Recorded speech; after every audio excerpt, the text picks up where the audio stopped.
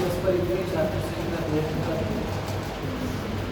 यह आकाश होने लगा है कि हम वास्तव में हिंदी के प्रति और इसके पतन तो नहीं कहूँगा कि नुकसान उसी का हो जाए जिसका पतन होता है, लेकिन हिंदी के प्रोन्नयन के लिए हम बहुत चिंतित हैं। और इसके लिए मैं मोनिका मैडम को बहुत बधाई देता हूँ। उन्होंने इतना सुंदर कार्यक्रम किया और वो कहती रहती है कि मुझे हिंदी नहीं बोलना आता है, लेकिन आज जितनी शुद्ध हिंदी उन्होंने बोली है उसको बोल करके मेरे सामने भी चुनौती है।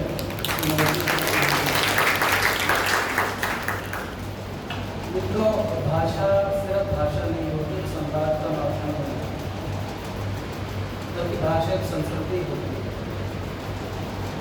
और संस्कृति के माध्यम से हम हमारे जीवन को आगे बढ़ाते हैं। यह संस्कृति है, यह भाषा है जो निश्चित करती है कि हम किधर बढ़ेंगे, सामने वाला व्यक्ति हमारे बारे में किस तरह की राय बनाएगा और किस तरह की राय हम उसके बारे में हमारे दिमाग में बनाएंगे। इस बात का महत्व हमारे पूर्वजों ने भी महसूस किया, समय समय पर महसूस किया जाता रहा। इसलिए अगर आप स्वतंत्रता संग्राम को भी देखेंगे तो आप पाएंगे कि सब लोगों में, चाहे वो दक्षिण के थे चाहे वो उत्तर के थे, सबने एक सहमति से इस बात स्वीकार की कि स्वतंत्रता संग्राम की भाषा हिंदी। इवन महाराष्ट्र से आने वाले लोगों ने भी, जिनमें प्रमुख रूप से विनायक दामोदर सावरकर का नाम लिया जा सकता है, जो मराठी के प्रबल समर्थक थे, लेकिन उन्होंने कहा कि हिंदी अगर इस राष्ट्र को एक सूत्र में कोई बांध सकती है, कोई भाषा तो वो हिंदी है। और इसलिए यह निर्णय किया गया कि हिंदी के माध्यम से स्वतंत्रता संग्राम के इस मूवमेंट को आगे बढ़ाया जाए। लेकिन मित्रों, हमें साथ साथ ये भी ध्यान रखना होगा कि जब हम हिंदी की बात करते हैं तो हमारी सब राष्ट्रीय भाषा, क्षेत्रीय भाषाएँ भी राष्ट्रीय भाषाएँ हैं। क्यों राष्ट्रीय भाषाएँ हैं? क्योंकि इस राष्ट्र की भाषाएँ हैं और इन सब को मिलाने पर एक सृजित रूप या जो भी कहीं जिस भाषा का निर्माण होता है वो हिंदी है। इसलिए लेकिन इसमें हम आंग्ल भाषा को शामिल नहीं कर सकते। वो सभी भाषाएँ जो हमारी संस्कृति की भाग हैं वो राष्ट्र की भाषा है। इस बात को हमें स्वीकार करना होगा और उसी दृष्टिकोण से हिंदी को भी देखना होगा। लेकिन हम जब हिंदी की बात करते हैं तो सिर्फ ये कहें कि एकमात्र क्षेत्रीय भाषा है तो भी हिंदी के महत्व को नगण्य कर देखना होगा। हमें भी ये देखना होगा कि हिंदी क्षेत्रीय भाषा न होकर के संपूर्ण भारत की भाषा है। जब मुझे बहुत बार ये कहा जाता है कि अंग्रेजी ऐसी भाषा है जिसके लिए शब्द का प्रयोग किया जाता है कि लिंक लैंग्वेज है अंग्रेजी में, जो साउथ को यानी कि दक्षिण को और उत्तर को आपस में जोड़ती है, तो कई बार मैं लोगों से प्रश्न करता हूँ कि कितने लोग हैं जो अंग्रेजी का प्रयोग कर सकते हैं।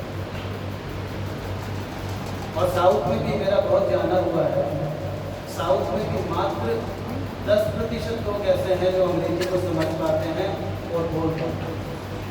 ऐसी स्थिति में लेकिन आश्चर्यजनक रूप से अगर आप हिंदी बोलेंगे तो आदमी एकदम से हो सकता है आपको नहीं समझे, लेकिन आपके मंतव्य को अवश्य समझे। तो मित्रों, इस बात को उठाना होगा कि वास्तव में हमारी तथाकथित जोड़ने वाली भाषा अंग्रेजी है या हिंदी है। जोड़ने वाली भाषा आज भी हिंदी है। प्रोफेसर कपिल कपूर भाषा के माननीय बहुत अच्छे और प्रसिद्ध विद्वान हैं और वो कहते हैं कि मैं यहाँ से और देश में यानी कि अखंड भारत की मैंने यात्रा की है, दूसरे देशों की भी यात्रा की है और मुझे आज तक जब मैं हिंदी बोलता हूँ तो कहीं कोई समस्या पैदा नहीं हुई कि हिंदी बोलने के कारण मुझे समझा नहीं। मित्रों, समय के साथ साथ हमने क्या किया, कॉन्स्पिरेसी यानी कि षड्यंत्र में जो उपनिवेशवादी थे उनके षड्यंत्रों ने हम पर काम किया और हम हमारी भाषा को भूल गए। और उसके पीछे एक बिल्कुल सुनियोजित उद्देश्य था और वो उद्देश्य था, अगर किसी देश की जबान को नष्ट कर दिया जाएगा, किसी देश की भाषा को नष्ट कर दिया जाएगा तो उसकी संस्कृति स्वतः ही नष्ट हो जाएगी। इसलिए उन्होंने अपनी भाषा को प्रोपेगेट करने का, भाषा को प्रोन्नत करने का एक माध्यम ढूंढा और उसे झंडा को आगे बढ़ाया।